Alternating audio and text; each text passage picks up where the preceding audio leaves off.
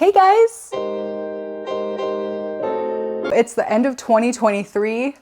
Finally. I feel like this is the year I've learned the most about my plants and kind of found the plants that work best for me in my lifestyle, in my home, with my care habits. Plants that have overall just become some of my favorites because we mesh so well. And they're also incredibly beautiful, fun to look at, all of the good things. I wanted to tell you about some of these plants, and I'll also tell you a little bit about the care I figured out that works for them. So where should we start? Oh, I have something in my eye. So let's start with my Abutilon thomsonii, or flowering maple, which is this beautiful beauty right here. I got this plant in May of this year and I love it. It's quickly found its way to the top of my favorite plants list because it's so exciting. It's constantly throwing out blooms. I mean, even right now in the darkest depths of winter and where my house is a little bit colder, it's a little bit dimmer, even though I use grow lights, still a little bit less bright. It's still blooming. So we have one here, we have one little bloom here, another little open one here, and then the little, you know, buds kind of all over the place. So it's a really exciting, rewarding plant. Outside of the blooms, I think just the plant itself is really pretty. I especially love the leaves because they are so soft, like so velvety soft. Oh, it's lovely. The leaves on this one are a little bit like camouflagey, which is really cool and unique. As far as care for this one, it does prefer high light. If it gets a little bit too cold, it's going to drop a lot of its leaves and not bloom. And it also likes to stay very well watered. I really never let the potting mix dry out for this one. And where mine is like standing so straight up, sometimes they get a little bit wonky, but I actually like bonsai'd mine with some wire. I filmed a full video of it. My microphone ended up crapping out 30 seconds in, so there was no audio and I never posted it. But yeah, I did wrap wire around the bottom parts of the stems of this to help it stand a little bit more the way I wanted it to stand, and it has worked out so well. I think it's just absolutely beautiful. Very nice plant. Okay, we're gonna move on to a Hoya because I feel like I haven't given my Hoyas enough love this year. That is one of my like planty regrets. I have a lot of amazing Hoya and I just haven't cared for them as much, but the exception to that is my Hoya Gunging. I think this is like the most beautiful Hoya plant, and this one's extra exciting because I got this 2 years ago as a node cut. Like, it just had these two leaves down here and it didn't do anything for 2 years. But then for some reason this year, it just decided to pop and grow, and it's pushed out all of these leaves within the year, which is really fun. I just love the markings of them, and mine aren't super sun stressed because I just keep them pulled a little bit back from a grow light. But especially if you can keep this plant in pretty high direct light, the leaves are going to turn really beautiful, like red purple, which I love also. But yeah, I just love the growth pattern of this plant. I think it's really, really pretty. Mine has not bloomed yet, although I am eagerly anticipating that to happen this year. Hopefully 2024 is the year of the Gunging bloom for me. But that is something I'm going to be working on, actively working on. So yeah, I really like this. Just, it likes pretty high light. I water it pretty regularly, like probably more often than any other Hoyas in my collection. In fact, I need to water it again. And that is why I have it in a deeper saucer, so that where it's in terracotta and a super chunky mix, it dries out a little bit too fast. So I can fill this up with water a little bit, and there's like a reservoir for the substrate to draw up, so the plant roots can have a little drink. I love this one. It's really pretty, really fun, very low maintenance. It doesn't need like any extra humidity or anything like that. So, oh, so pretty.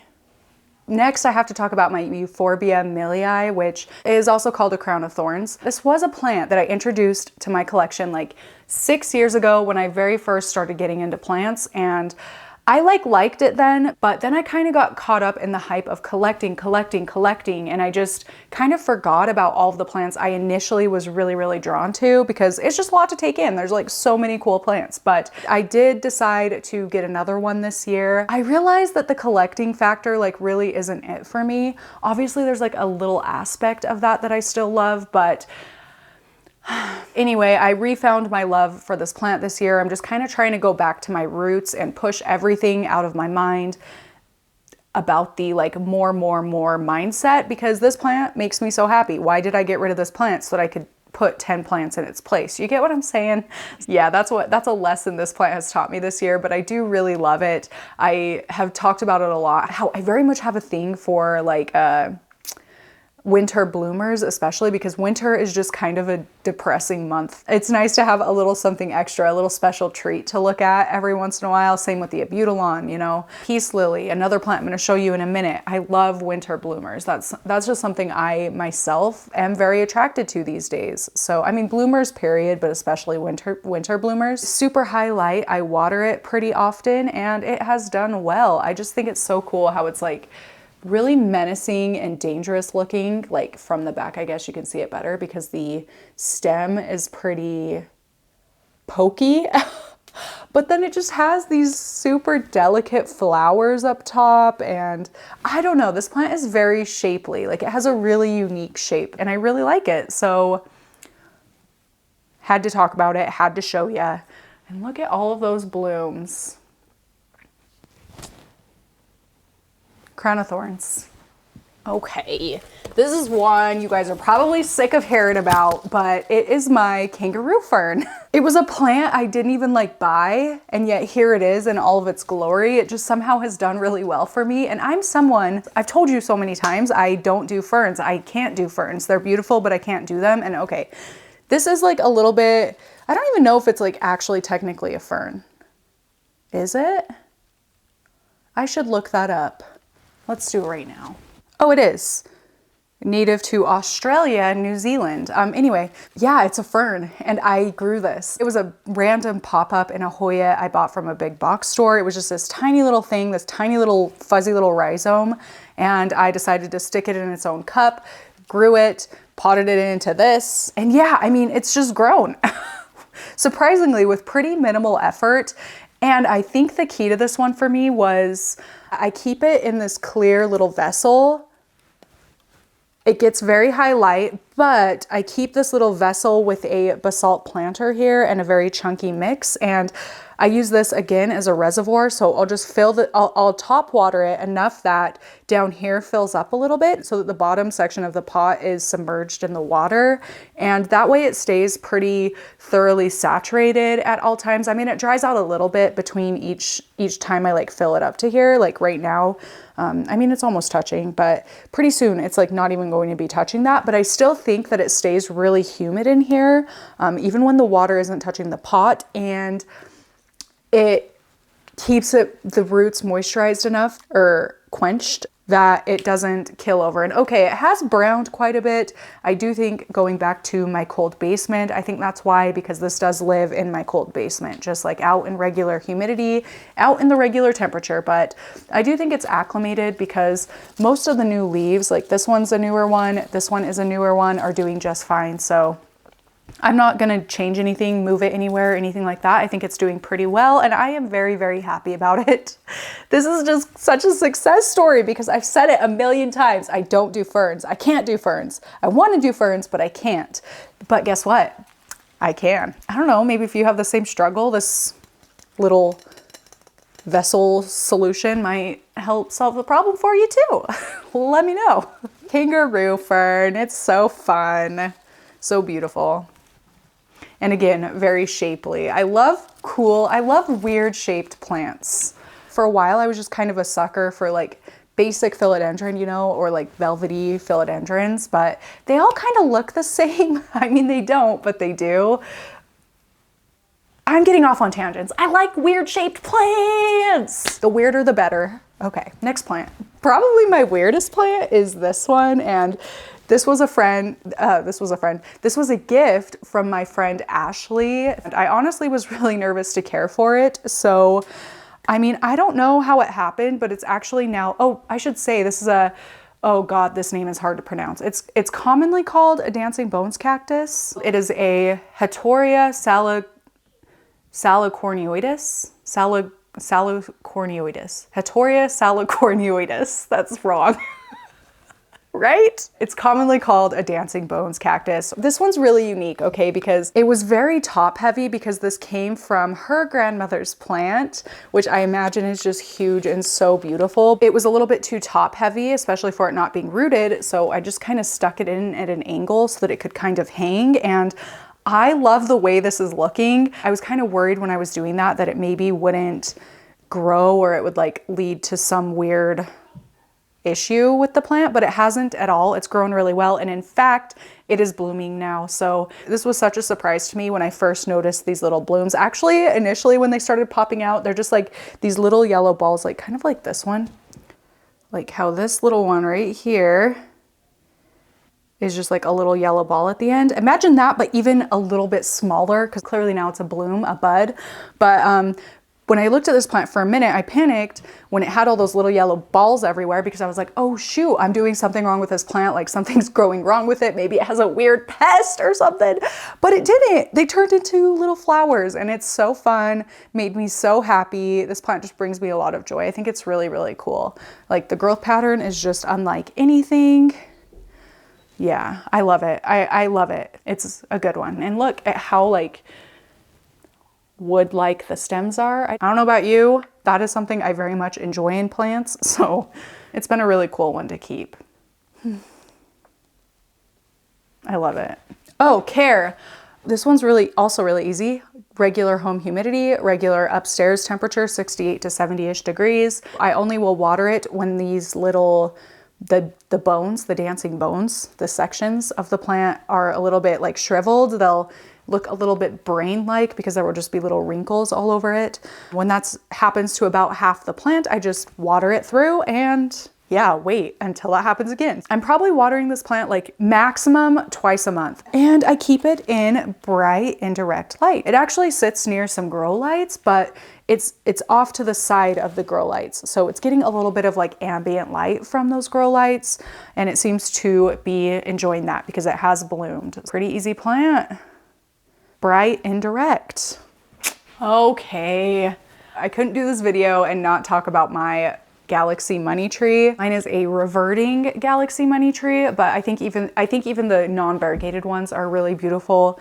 In fact, I had one years ago. I got rid of it. Kind of same as the crown of thorns, actually. I had one years ago, loved it, got rid of it so I could fit new, cooler plants that everybody was collecting. Anyway, wish I wouldn't have because it was ginormous. I love this plant. I just love the shape of it. I think it's so easy. And again, it's a really unique shape. How each stem has like, I don't know, this little like flower leaf situation going on. It's pretty cool. Truthfully, I think I'm still kind of trying to figure this plant out, but I have mine under a grow light where it's not immediately under it. It's again kind of pulled to the side. I think that's doing pretty well for it. And oh, I do think this plant appreciates some pretty thorough waterings. Right now, I'm actually going to water it because this whole thing feels pretty dry. So I'm going to give it a really thorough watering because I do think this plant dries out pretty fast. This one doesn't like to dry out too much. Galaxy money tree. It's such a cool one.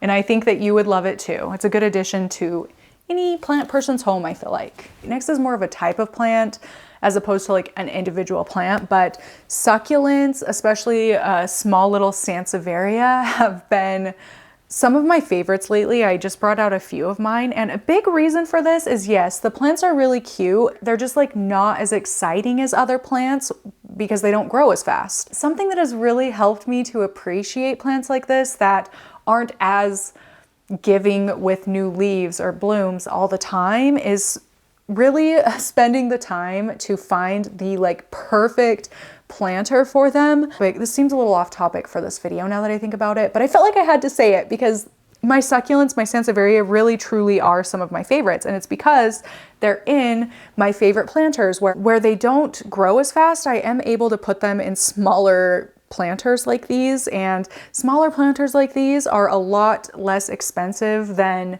big planters, like especially for like handmade kind of planters. So that's just something I'm learning to enjoy a lot more lately. And like, obviously I've talked about my damn planters a million times this year, but it's because I love making them. And like I want all of you to make them too, so that you can make planters that are perfect for your specific plants. You know what I'm saying? Anyway, I've just have been on a planter kick lately, and not only do you not have to up pot little Sansevieria like these in small planters like you would maybe an aroid, but the smaller planters are a lot more affordable. So I feel okay splurging on them a little bit. That's something within the plant realm that I really enjoy. So I have learned that this year, I have learned that that's something that's very important to me. They do need high light, and I know it's like common to say Sansevieria can survive low light. That's definitely true. They can tolerate low light, but they just won't grow very much at all.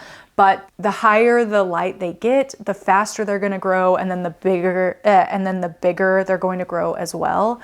So yeah, just something to keep in mind. If you want to keep them in lower light, that's fine. You won't have to water them as often. And I water mine maybe once a month, just like, okay, so a few of the ones I have are like this, where they have bigger leaves. When my bigger leaved ones start to look a little bit curled, like they'll curl in kind of like a taco, like it just gets more and more pronounced, their curl, that's when I know I need to water them, and I'll just water all of them. Small little succulents. Okay, this is a Ripsalis, and I really do like Ripsalis. My mom, she also has a YouTube channel. I'll link her channel in the description in the comments, but she has a ton of Ripsalis, and I love all of hers as well. So I think that Ripsalis are one of those really interestingly shaped plants that are just kind of wild and weird, and that's going back to the different leaf shaped thing. That's what I like. I like when all of my plants look kind of unique, and when you notice them, you're like, wow, that is such a weird shaped plant. What is this plant thinking? Why does it grow the way that it grows, you know? So I love plants like that. Ripsalis is definitely in this category, and yeah, they can survive some neglect. For me, I find that Ripsalis like higher levels of light. They don't like cold. So like I have mine next to a window, and I have noticed that it's gotten a little bit droopier, a little bit sadder looking this winter since it's so cold, even though we have like the windows that are made to not get cold, they still do get a little bit cold. Yeah, I don't think it likes it. So I'm hoping it'll perk up a little bit come summertime, but I also don't think that this plant likes to dry out too much. I mean, it can dry out between waterings, but you definitely want to like thoroughly saturate the plant with every watering. That's what it is. It likes very thorough waterings, not just like a little splash here or there. Go ahead, let the plant dry out between waterings, but that you're really allowing the substrate, your potting mix, to completely absorb so that the roots have adequate moisture to, you know, take in for the plant. So that's like my big tip for that. Again, I like to use like bigger little saucers like this for plants that really like those thorough waterings. Gosh, I just love it. It's so weird. I've loved watching this plant grow this year because it has pushed out most of these long tendrils you see have come from this year. It was just kind of a bushy little plant when I got it last year. But anyway, I think that this year it's going to really take shape. It's going to get really long, but also fuller, and I don't know, I'm excited to see where this one ends up this time next year, which is important in a plant. You have to want to be patient for it, you know? If it's a plant you're not willing to be patient for, you probably don't like the plant that much. I don't know. Actually, I made that up. Anyway, yeah, Ripsalis. I got to talk about my Monstera Albow because this plant, it kind of taught me a life lesson this year. Is this cheesy? It's probably cheesy. One of my first videos to take off was this Monstera Albow video where I unboxed my new Monstera Albow that I had been saving money for. I had been wanting for so many videos of my channel. Anyway, I got the plant. It made me really excited, and I unboxed it in a video. It's a plant that I really, really loved, and I think a lot of us really, really love it. Where this became like a very desired, sought after plant, prices freaking skyrocketed, which made me be like, oh, I have bills to pay. I should cut my plant up and propagate them to sell. Well, I did that, and I kept doing that and kept doing that over the course of 3 years. I've taken probably 30, 40, 50 cuttings off of this plant. I've sold and given away about half of them. Anyway, it made me keep cutting my plant, so it got to a point where I no longer loved my Monstera Albow because it just looked weird because I kept cutting it. This year, where I've kind of had to slow down, I've definitely slowed down on the selling aspect of it, and I've actually started potting the cuttings I hadn't sold yet back into the mother plant. I'm staring right here because I'm looking at it. Sorry, I wasn't looking here, I was looking at the plant. I wanted to profess this to the plant. I've potted a whole bunch of the plant babies, the Albow babies, back into the mother pot, and I think it's so pretty. It makes me really excited to see how these are gonna grow in and grow back from all of the stress I was feeling to like cut my plants to make money, which it shouldn't be stressful. It kind of, honestly, it kind of made me hate my plants. Basically, that was not a great story. But I do really love this plant this year, and I'm glad that me and this plant have come such a long way. This seems so dramatic, but it's true. It's true. Now I'm realizing I need to take the whole like plant selling thing a little more slowly so that I don't hate my plants in the process. That's why I've taken this last year off of my plant shop. I'm trying to find a happy balance between like what's my collection and what I want to keep like nice and grown in versus what I'm willing to cut up. You know, that. Anyway, that's a tangent, but I do think my Monstera Albow is really pretty. Can you believe it? I bought mine 4 to 5 years ago for $150, and it was like 6 leaves. So this was well before the Monstera Albow craze. I'm just glad that I'm back in a better place with this plant, and I've refound my love for it because I've stopped chopping it up so much. As much as I love propagation, I want to make propagation a little more thoughtful, methodical. I don't know, just not so like I am. You want to sing Jingle Bells? There's a show called Jingle Bells? Yeah. Christmas is over. No. Do you hear the chicken?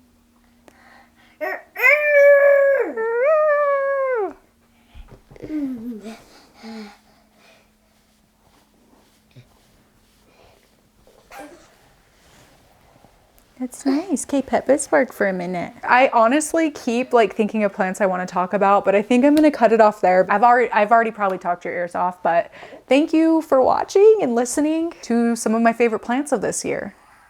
I think I might need to do a collection tour soon because it has changed so much, and I want to tell you everything. I want to talk more about more plants. So let me know what you think of the plants I mentioned in this video, or if you have any extra care tips. That is it for this one. Thank you so much for watching, and I will see you in my next one. Bye! Bye. Should we do it together? Yeah. 3, 2, 1. Bye!